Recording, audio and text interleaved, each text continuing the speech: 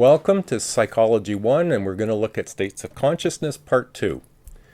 In Part 1, we explored sleep as a necessary and involuntary altered state. This week, we're going to look at a few voluntary forms of altered states. We're going to start with meditation, which involves concentration, hypnosis, which involves suggestion, and psychoactive drugs, which involve choice. So let's begin. We'll start with hypnosis. Now, hypnosis is an altered state of consciousness where people are highly suggestible and appear to be in a trance. Historically, let's look at the name hypnosis. It's a term derived from the Greek word sleep. Okay? Now, it begins, or at least it began, with Franz Mesmer. And the term that came out of that period with this guy in the 18th century was mesmerize. Mesmer proposed that the universe is connected by forms of magnetism. Although much of his work missed the mark, he did have more success with many people with minor issues, and it is thought that these results were perhaps more the result of the placebo effect. Remember that from Chapter 1. Rather than magnetism. Today, hypnosis is popular in nightclubs.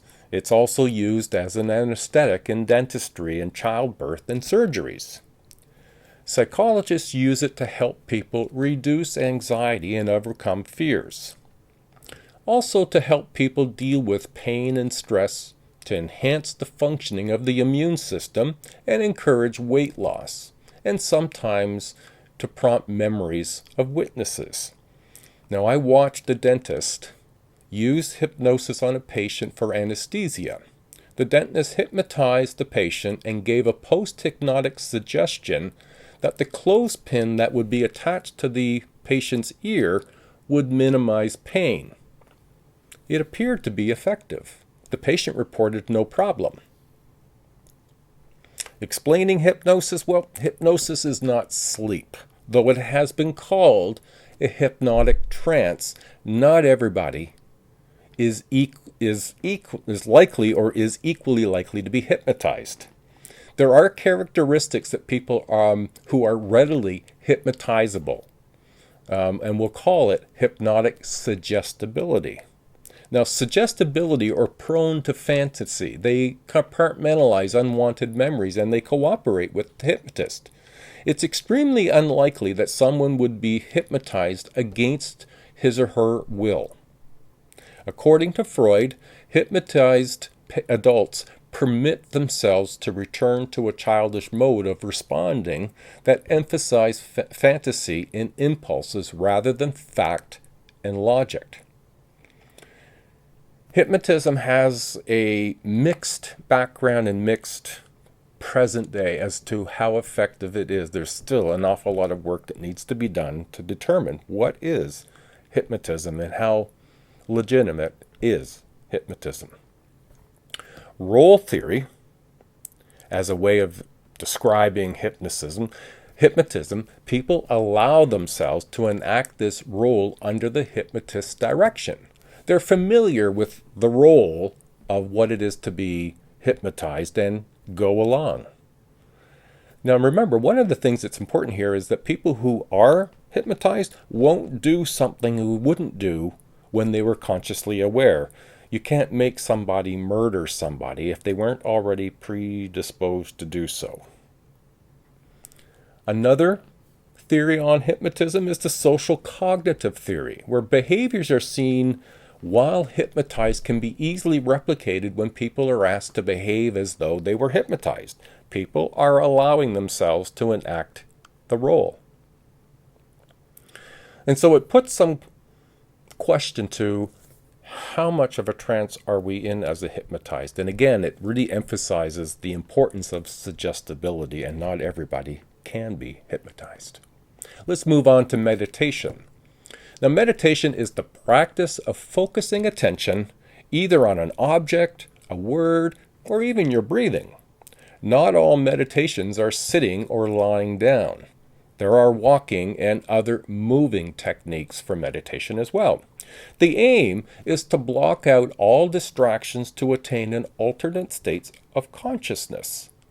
Now, this can refer to the process in which people seem to suspend problem solving, planning, worries, and awarenesses of the day, allowing things just to pass through consciousness, not thinking about or allowing things to stay. You may have heard the term Transcendental Meditation, TM. It's been around for some time. I can remember that term being bandied about in the 70s even, I think, and I can't remember if it was the 70s, 60s, or the 80s. At any rate, it's a simplified form of a Far Eastern meditation, and it's characterized by repeating and concentrating on mantras. Mantras are words or sounds that aid the person in achieving an altered state of consciousness. Now, TM has some goals that can't be assessed scientifically, expanding consciousness being one of the more notable ones. TM has shown to reduce one's heart rate, respiration rates, and blood pressure, even reducing some PTSD symptoms. Now, related to meditation is what's known as mindfulness meditation, or MM. It makes no pretense of achieving spiritual goals, but instead, it provides clients with techniques that they can use to focus on the present moment rather than to ruminate about problems. It helps people cope with depression or reduce stresses. Brain imaging shows that meditation activities, the neural structures involved in attention and in control of the autonomic nervous system, helping produce feelings of relaxation. Now, the third group we'll look at is altered consciousness through drugs. Now, drug use is a fairly common and can take us up or down emotionally and behaviorally. Some of the drugs are legal, some are illegal. Some are used recreationally, others are used for medicinal purposes. The alterations of consciousness by some drugs can affect many other areas in our life. That can include education, learning, increased risk-taking, and a variety of more specific outcomes based on which illegal or legal drug one took.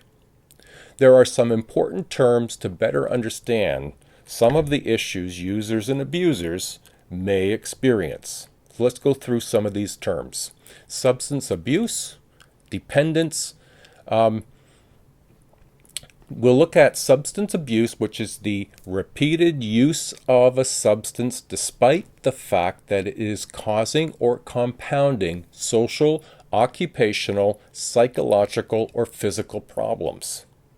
So it's important to know that's not just use. This is interfering with some element of life. This is not an everyday or all the time. However, this term and many others are variable from person to person. When aspects of one's life is affected, missed meetings, missed deadlines, messing up relationships that could be affected, this is when it gets into abuse. Now, dependence, it's a more severe than abuse. It's often characterized by a loss of control with use, tolerance, and psychological and physiological withdrawal symptoms, or both. So we're going to look at each of these individually. Tolerance, that's the body's habituation to a substance so that higher doses are required to achieve similar effect. So with tolerance, it's often where if you are an alcoholic, you may have started on, say, drinking 3 to 4 drinks a day, but after a while that just didn't give you the same effect. So you went to 6 to 7, and then you went to 9 to 10. That's the effect of tolerance. The physiological dependence, physical or biological need or urge to engage in some form of behavior, withdrawal symptom may include anxiety, tremors, restlessness, weakness, rapid pulse, and high blood pressure. The one that has the biggest impact, I think, on many people who might be recovering from abuses is the psychological dependence. This involves the emotional need or urge to engage in some form of the behavior. For example, depressive or anxious mood. Now, most often notice when one has stopped the drug use, old haunts, maybe the old bar you used to always go to, friends that you used to drink with, all can be prompts and invites to use again. Now, withdrawal symptoms, this is the term that refers to when one stops the use of drugs and then they may experience physical emotional symptoms of stopping that use. This can include tremors, increased heart rate and blood pressure, not to mention some of the psychological dependencies that will interfere with our thinking about those sorts of areas. Now, the DTs, or the delirium tremens, these are experienced by chronic alcoholics when they suddenly lower their intake of alcohol. The symptoms of the DTs is heavy sweating, restlessness, general disorientation, terrifying hallucinations. The DTs are physiological. You will feel them in your body. Now, there are causal factors or causal factors in substance use and disorders, and the classification tool used by psychiatrists and other diagnosticians is the DSM-5. This is the Diagnostic and Statistical Manual of Mental Disorders, and it's used in making diagnoses of a psychological disorder. So, considering the substance abuse disorder, and that is a psychological disorder, as being on a continuum scale. So rather than it being one block thing, it's on a continuum from mild to severe. The more severe are often conditions that started in adolescence and grew into an adult version. Now, some common answers as to why young people experiment with drugs: curiosity, conformity to peer pressure, parental use, rebelliousness, escape from boredom, pressure, and seeking the excitement or the pleasure. Now, some of the theories of substance abuse, when we start with social cognitive theory, it suggests that people may use drugs at the suggestion or observation of others. Use of substances may be reinforced by friends or by the drug's positive effect on mood. Therefore, social cognitive theory looks at what social affects our thinking about a drug or substance effect or outcome. Now, the biological perspective, or the more genetic predispositions, here the reason for us or for the use may be a result of predisposition for physiological dependence. In other words, an inherited trait or genetic disposition. Now we're going to look at different categories of psychoactive drugs and the effects. Psychoactive drugs are any substance that alters mood, perception, or thought.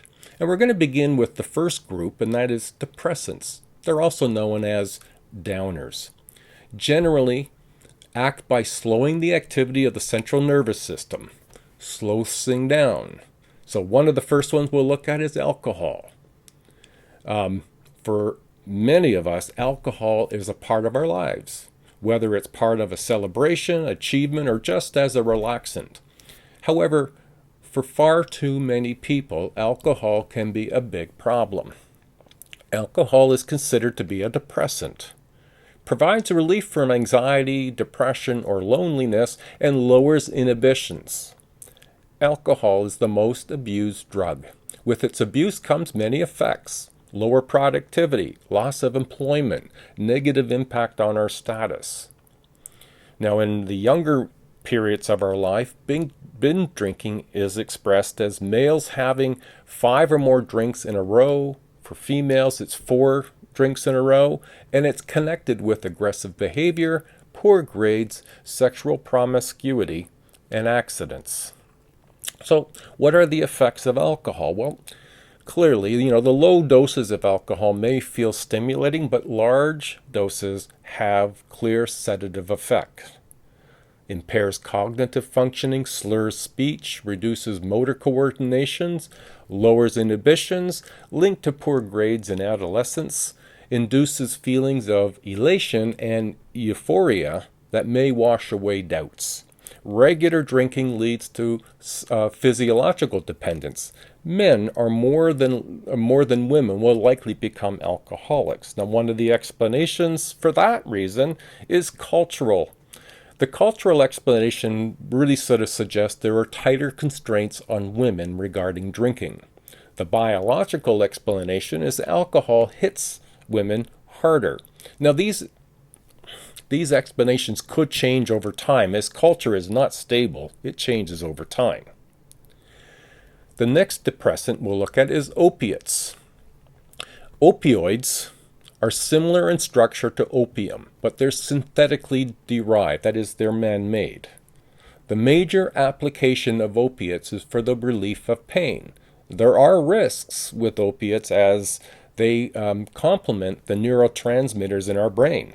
However, over time, our brain can stop producing the pain-relieving neurotransmitters, which can produce a physiological dependency, that if our brain stops producing, it's going to want more of the opium to replace what it's missing. Heroin is one of the most addictive opioids. It can cause strong euphoric rushes, can cause drowsiness, stupor, alter perceptions of time, and impair judgment. Now, oftentimes withdrawal can be distressing and include flu-like symptoms, tremors, cramps, chills alternating with sweating, rapid pulse, high blood pressure, insomnia, vomiting, and diarrhea. Sounds wonderful. Methadone is a slower acting than heroin and is used to treat opioid addictions. Now, another depressant is barbiturates. These are depressants which provide relief from anxiety and tension, relief from pain, treatment of epilepsy and high blood pressure, and insomnia. But it too can rapidly lead to both physiological and psychological dependencies. Barbiturates produce relaxing and mild euphoria states. High doses result in drowsiness and motor impairment, slurred speech, irritability, and poor judgment. Withdrawal can be severe and can include convulsions and even death. Now, the second group we'll look at are stimulants. And these are often known as uppers, and they increase the activity in the central nervous system. And we'll start with the first grouping of uppers or stimulants, and that is amphetamines. Amphetamines help people remain alert through the night, often abused because of the euphoric rush that they provide. Ritalin, as a good example, is a stimulant used to treat attention deficit disorder. I used it myself for many years when I was diagnosed with ADD when I was 42. The effect was useful to get focused. It was hyper-focusing, which I didn't do very well, but I forgot to eat for 3 days. It wasn't the most effective medication for me. It might work better for other people. It might have been that I was diagnosed so late in my life. The Ritalin has been shown to increase attention span, which I felt it did, decrease aggressive and disruptive behaviors, probably, and can lead to academic gains.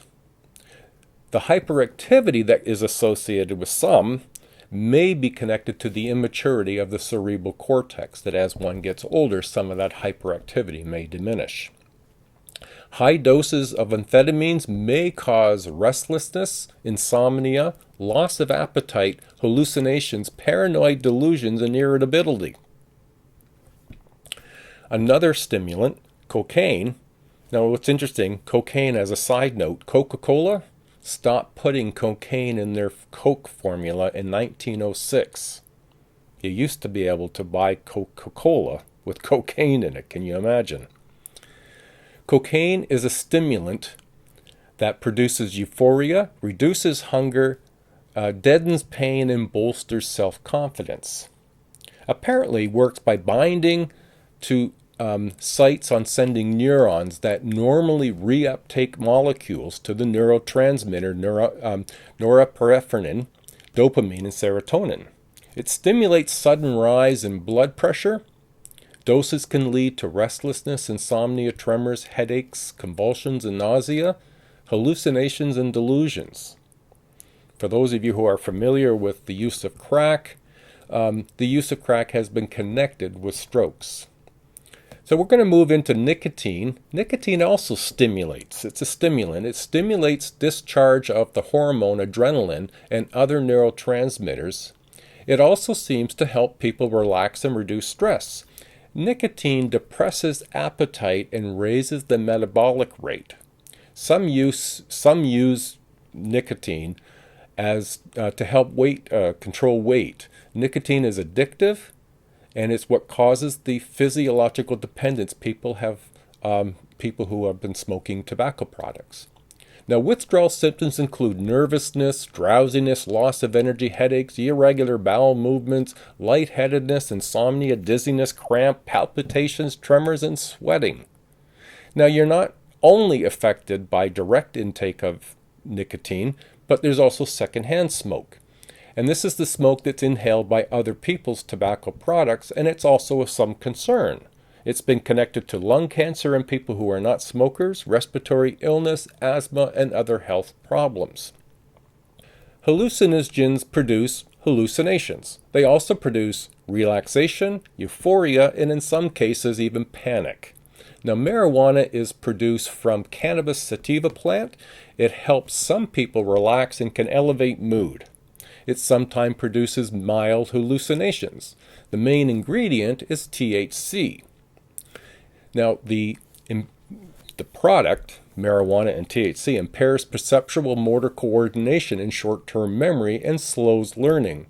It also seems seen as a disturbance for anxiety, confusion, and psychotic reactions. Some people report a sharpening of perceptions, an increased self-insight, creative thinking, and increased empathy. There are strong intoxication can produce nausea and vomiting. People can become psychologically dependent and experience tolerance and withdrawal symptoms. LSD and other hallucinogens. LSD is abbreviated for lysergic acid dithiamide. LSD provides vivid and colorful hallucinations. There's also what's known as flashbacks. And this is the distorted perceptions or hallucinations that mimic an LSD trip, technically termed hallucinogen persistent perception disorder, or HPPD. Now, there are two other examples we can just touch on quickly that are hallucinogenic, and mescaline is one, and it's derived from the cactus peyote.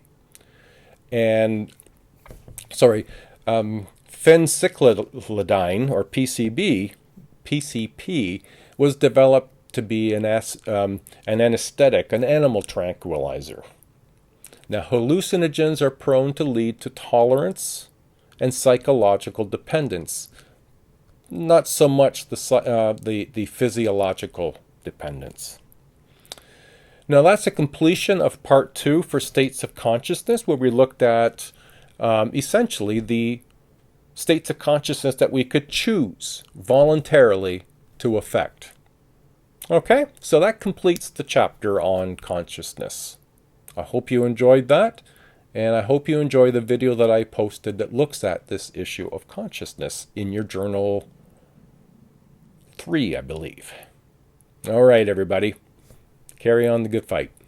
Bye now.